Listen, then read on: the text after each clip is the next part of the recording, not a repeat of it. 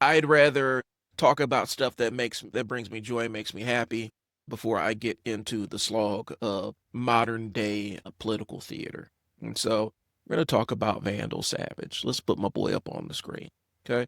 We talk about Vandal Savage. Vandal Savage is actually probably one of my favorite villains, and I think he gets underutilized. Here's the thing. I realize that I have my pet characters. I have my characters that I I ride with no matter what. And I will fight you to the ground about these characters, like Ben Grimm, Luke Cage, Vandal Savage is one. And I actually think that Vandal Savage is probably one of the more intriguing big bads in DC. He's not super powered per se, but he does have the ability to put a lot of the heroes under pressure. And so that's why I rock with Vandal Savage. All right. So with Vandal Savage, his power set really revolves around the fact that he is immortal. And so we're going to run down the stats. We'll kick the ballistics on Vandal. The name is Vandar Adg. He's a caveman, essentially. He's commonly known as Vandal Savage. He first appeared in Green Lantern Volume 1, number 10. This is basically the cover date is December 1943, if I'm not mistaken. The core concept is he is an immortal prehistoric human who spent tens of thousands of years stacking his wealth, knowledge, and influence. When we talk about like immortal villains, we think of Ra's al Ghul in the Batman mythos or whatnot. This dude has rage beat by millennia. We're talking on a scale of thousands and thousands of years. He has extreme survivability. He's functionally immortal, but essentially he is immortal. His physicality beyond normal humans, like a high level. Since DC doesn't necessarily have a scale, it's just Superman's the strongest, and we kind of scale down from there. Vandal, I would kind of rate as low superhuman. He can absolutely, if he gets his hands on you as a regular person, he can absolutely maim you. He probably would be like an angry chimpanzee. He has that level of strength, but it's low level superhuman. It doesn't go up to the level of like an Aquaman or Martian Manhunter or even Superman. But I imagine that he is kind of on that tier where he's a little bit above Batman. I would classify him as low level superhuman. DC classifies him as enhanced human. Genius level strategist, tactician, long term planner. You would be a long term planner too if you could live for thousands and thousands and thousands of years. And you would see things in a different way. Over the thousands of years, he's built wealth and networks and institutional leverage built over centuries. Right now, essentially, he is the commissioner of the Gotham Police Department. And he is living in Wayne Manor. It's kind of funny. He's almost trolling Bruce, but essentially, he's taking Gotham and corrupting it from the highest level. And it's pretty dope. I like the fact that they're actually using him in kind of this kind of all encompassing threat that Batman is eventually going to have to face off against him. If you've seen the comics, this dude is a unit. He is brolic. There is no way that he is 5'10" and only 176 pounds. We're talking, I'm thinking 6'2", 220. No, he's pretty solid muscle. And a lot of it comes from the fact of he was born, in that caveman life. And so he still has a lot of that physicality. He's not scary because he's strong. He's scary because he's going to outlast you. He is going to absolutely exist long after a lot of his enemies shuffle off this mortal coil. And so even if he can't defeat you, he can just outweigh you. He also has these resources that he can deploy. He has thousands and thousands of years of connection and leverage. He's been multiple people throughout history. They said he was Genghis Khan. They said he was, all of these, Hannibal. They said he was all of these different conquerors and stuff. They say he was Jack the Ripper. All these mythic figures kind of get attributed to him in the DC universe. Here's the thing. Why I think he's underutilized, he shouldn't feel like this normal villain of the week. And I like how they're presenting him now in the Batman books, where he's not just this flavor of the month kind of villain. They're setting up a big showdown with him. And he's been like, I think he's been the chief of police or the commissioner, or is he the chief of police? He's been in charge of the Gotham Police Force for about 2 years in real life. Comic book years is probably like 6 months. But I kind of see him as DC's own, I hate to say it, Doctor Doom. I know Lex Luthor kind of occupies that role. I could even see him as a kind of Kang the Conqueror, except it's kind of inverse. He's not coming from the future.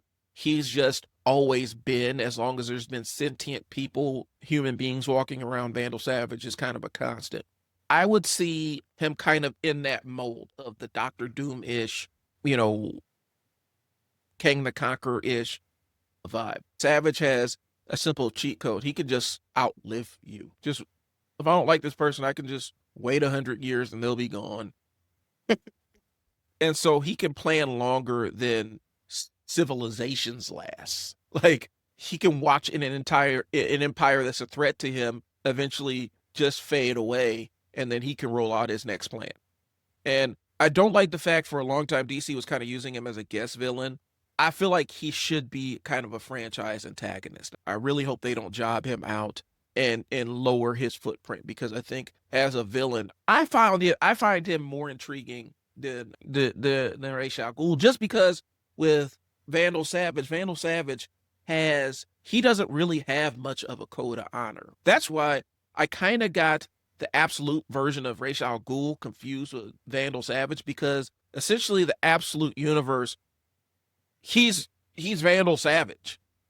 Like, yes, he's Ra's al Ghul and he's plaguing Superman, but he's really Vandal Savage is the way I see it. And that's why I thought they were one and the same.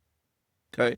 But I see him as this team busting villain that DC just has sitting back here. And they have a lot of those guys where, like, was it Despero or Despero or whatever, who is a threat to the entire JLA when written correctly. But more times than not, in recent years, you just kind of see him as this forgotten thing, or one of the Justice League members can solo him. One of the challenges is, specifically when you're dealing with a team that is as powerful as the Justice League, when you have a villain that they need to unite to defeat, that's typically, in my mind at least, that should, well, Ra's al Ghul was the one that got into it. I keep getting these confused through history. And I guess for me, I see Vandal Savage as kind of existing in the space that, or Ra's existing in the space that Vandal Savage should be in. Okay? Because you're talking about somebody who can live thousands of years versus somebody who has to replenish and go into the Lazarus pits to replenish himself. Like I said, they wrote in him being a cannibal for some reason. I really hope that they've put that away, because that was a stupid nerf to him. Having him as this omnipresent threat who's always scheming, this mastermind in the background who can study his enemies from the time they're born, I think to me that's an intriguing villain. And like I said, Rage has really been kind of a Batman focused one, where Vandal Savage is, I know he's been in Wonder Woman, right now he's plaguing Batman. I've kind of seen him hinted in Superman, I've seen him in JLA stuff. I feel like he's just not being used. And I think part of it has to do with the fact that they've used, Ra's al Ghul in movies and stuff. And so maybe that's what the disconnect is. I don't know. They keep using him as kind of this filler in villain, and I think he should be a franchise level antagonist. I think he's scarier than just about anybody who occupies that space. And so the origin was 1943. The origin idea is already there. The man who wanted the world. That was the Green Lantern book, and he's introduced as an ancient meteor made immortal who's trying to take over the world as usual. The concept is clean. Immortal conqueror. Perfect. Kang. The immortal conqueror. Okay. He levels up. He has a connection with the Injustice Society, and he gets tied to the big legacy hero ecosystem through the Justice Society and Injustice Society. And this is where he was kind of positioned as this generational enemy to the JSA, which makes sense. The JSA history has really been muddy through the history of DC. And it's always interesting how they deal with it. Right now, we're seeing them kind of play around with it in DCKO, where we have the Jay Garrick version of the Flash, and he just fought, I think his round was against Guy Gardner. And the way that they present and they talk about the JSA members in there, it's always interesting how they use JSA as a framing device, because it does kind of muddy up the continuity. Okay? But he becomes tied to those kind of titans of heroes, the ones that are considered to be the role models of your current heroes. Okay. Pre-crisis. So 1965, we have the Immortal Man. Their stories connect, they try to connect them directly. DC is building the idea that immortality isn't like unique to Vandal Savage. All right. It's a cosmic kind of mechanic that can create nemesis. And eh, I'm not too familiar with the Immortal Man mythos. I actually need to go back and look into it. Pre-crisis spotlight. Now, this is actually when I started reading comic books. We're talking about 1984-ish. I was like a 4-year-old. I learned how to read by reading comic books. And so I remember Crisis on the Infinite Earths books coming out around that time. I had no idea what the hell was going on. I just liked it because it had bright panels and the characters look intriguing. Okay. But pre-crisis, it's Savage versus Superman and the Forgotten Heroes. So and this is Action Comics number 552 through 553. This is 1984. So Savage triggers a massive plant menace that's connected to Superman. Immortal Man jumps in to help with the team up, and that's where they really establish that this is a rivalry. And they've kind of filtered out the Immortal Man. I'd be interested to see if there's any books with him in it that are modern. Okay. And the meteorite connection kind of gets enshrined in the Silver Age kind of stuff. Okay. This is Vandal Savage doing what he does best. He's not punching, but he's using a situation trying to control perception. So he's outflanking Superman and the Immortal Man. Okay. And the Immortal Man is an alternative to his arc, right? And so the Immortal Man is a hero across the board, while Vandal Savage is kind of presented as this threat. If you want to find out more about the Immortal Man, look him up. All right. So we'll put him up on the screen now. We'll put Immortal Man up on the screen so you can see who we're talking about. Okay. And so the Immortal Man is set up as Vandal's nemesis. I don't think we see a heck of a whole lot of him. There's not a ton about him after the Silver Age. And the images they have of him, I'm going to be really frank with you. Okay. But long story short, he has the same power set as Vandal Savage. He bathed in the same meteorite. He'll never age past the day that he touched the meteor. He can be hurt, but he can't die by any external means. And he can give pieces of his immortality to others, but not his invulnerability. The people that he sheds some of his immortality for can still die by normal means. And so he has all the typical things that you would imagine of somebody who's thousands of years old: mastery of martial arts, weaponry, swordsmanship, and everything. Again, they positioned him to be Vandal Savage's kind of counter or nemesis, and it worked so well that I completely forgot about it. Worked so well that I didn't even think about the Immortal Man. I confused him with the Lazarus Man. So that's what it is. As we move forward, let's continue on with the Vandal Savage thing. So pre-crisis, Vandal Savage represents, he's a villain with institutional memory. He's what happens when I've seen everything becomes I'm entitled to rule. Like, he's planning to take over the world on a long scale horizon. He's just looking for his moment. Okay. And pre-crisis and late Bronze Age stories keep kind of circling the same warning. Survival does not equal wisdom, which means that just because he's been around so long, he's still limited by his personality flaws, personality defects, right?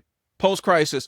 And for those that don't know what I'm saying, pre-crisis and post-crisis, when we talk about post-crisis DC, talking about stuff that happened after Crisis on the Infinite Earths. And Crisis on the Infinite Earths was supposed to consolidate the entire DC universe and bring it down to one single story and merge all of these desperate stories and Elseworlds and these superheroes that are operating or that never seem to interact with one another and all the other stuff. Okay.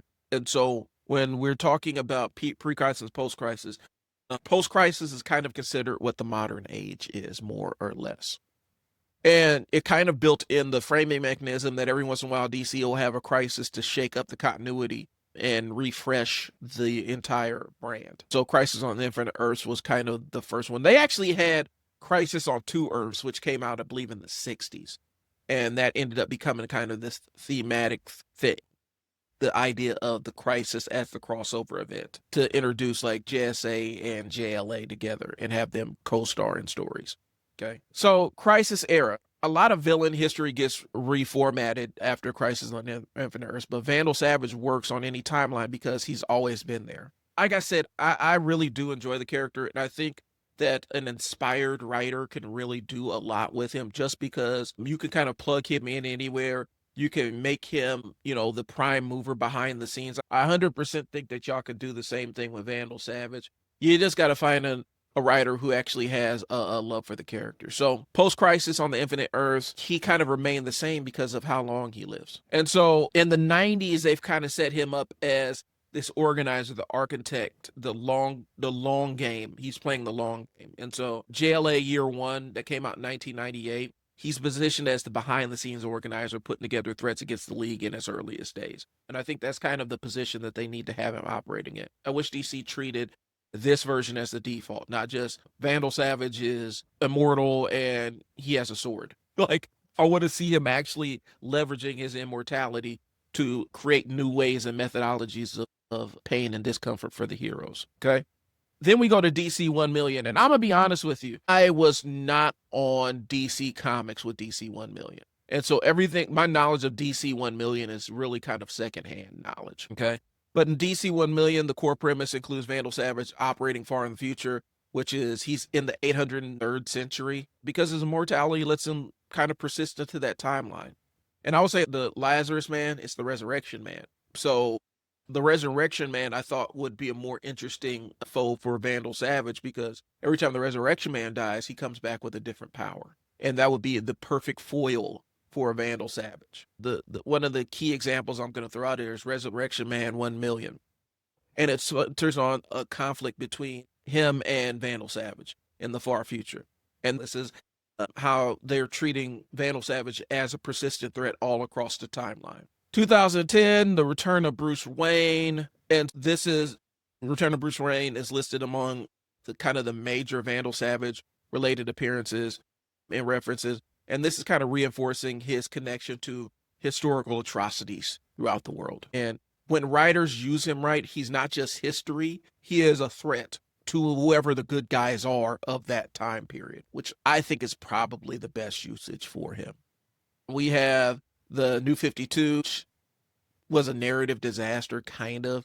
But in Demon Knights, he was the main cast member, but the title's built around medieval DC with Vandal Savage as an immortal presence in that era, which works. And it proves that Vandal Savage is a flexible villain. You can drop him in any era, and since he already knows the mores and norms of any society, he can fit in and maximize his knowledge and millennia of experience. 2016, he is a Superman villain again. This starts with Action Comics number 50. This is DC's historical write-up where Savage seizes control of the Fortress of Solitude, and Superman has to stop him from deploying the Fortress of Solitude and utilizing it against him. This is when DC realized, kind of came to their senses that, hey, we got this guy that can't die. Maybe we need to buff him a little bit and make him a threat to Superman. All right. So now we're in the Gotham era, and I've already mentioned where he's the commissioner of Gotham PD. And so he is actually weaponizing and almost using the Gotham police as his secret enforcers, a secret police force, and making Batman and Robin's lives hell, which it makes for an interesting story. It's kind of changing it as Batman takes on the corruption in the police. And since Vandal Savage is the commissioner now, of course, he's not going to make sure that everything's on the up and up and it fights all the corruption. He is the corruption. Okay. So this is basically a coup by Vandal Savage because he's essentially conquered Gotham City, if we're being 100% honest, because he sits in the police department seat, but the mayor has to do what he says. All city council members have to kind of do what he says because he's using the police as his enforcement arm, which is interesting. And I really do hope they commit to this kind of thing because I think that's the good usage of him. Where he actually gains control of these systems that these superheroes have to operate, the frameworks they have to exist in order to exist in society with the rest of us. Okay. So why isn't he a Doom level, Kang level threat all the time? I think a lot of it has to do with the fact that we got Ra's al Ghul. We got Ra's al Ghul out there. And he ends up becoming the first one that they grab to when you think of immortal villains from the DC universe, and they look straight past Vandal Savage, even though Vandal Savage is sitting right there, like he's Rose right here. You could use him. He doesn't have to do Lazarus Pits or anything. He doesn't have any nerfs that need to go along with it. But they treat the immortality like a flavor and not like an engine to kind of create stories and Savage should be selling assets across centuries, seeding assets across centuries, owning systems and not just hideouts, where he is the old money all around the world. Like, you know, in a lot of towns you go into, you have your old money players, your family names and stuff. Vandal Savage should be that. Okay. And building contingencies, like long-term thinking, like, okay, if they win this battle, if the superheroes win this day, this is a contingency plan where he's assuming that they're going to win, and that filters into his plan. Okay. And writing plans that trigger when he loses. So I think that Vandal Savage can be the I've been financing wars since your language even existed kind of guy. And here's the thing. So that's kind of what they're doing with Absolute Joker, where Absolute Joker's always been this thing that existed. And I'm really getting Vandal Savage vibes from him. So I'm interested to see what his story is going to end up being, because they're making him as somebody who's been alive at least since the 1800s, if not before. And not alive as a kid, alive as an entity that was a destructive entity. So I'm wondering if he ends up being kind of their stand-in for Vandal Savage. So Vandal Savage is underutilized because DC keeps using him as a guy who just shows up and not this full-fledged force of evil. And the scariest part isn't that he can't die, it's that he can make plans that outlast you. Batman's a lot of things, but at the end of the day, he's still a mortal human being. And as a result, Vandal Savage is the waiting game on Vandal Savage is crazy. His waiting game is crazy. He can just wait Batman out and say, all right, I'll just wait till you know, in the nursing home, and Terry McGinnis jumps out of the cut, and now we have Batman Beyond fighting Vandal Savage, which will be really a good book. Okay.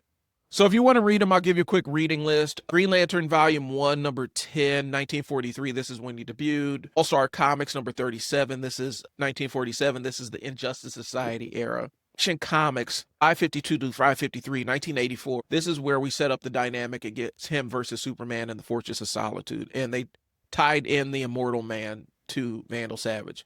A Justice League Year 1, 1998 is a good one. DC 1 million. I actually have to go read DC 1 million because I can't even recommend it or say it's good, yay or nay on it. Resurrection Man 1 million, it's kind of the same thing. Demon Knights, where we get the medieval Vandal Savage. Action Comics number 50, this is 2016. This is where he takes over the Fortress of Solitude and actually becomes a big player. And then the current Batman, where he is the commissioner of Gotham PD. Yeah, I think that the character of Vandal Savage is super fascinating, and I feel like he doesn't really get enough of the shine. He doesn't really get enough of the focus. And so I'm really interested to see what DC does with him in this current arc.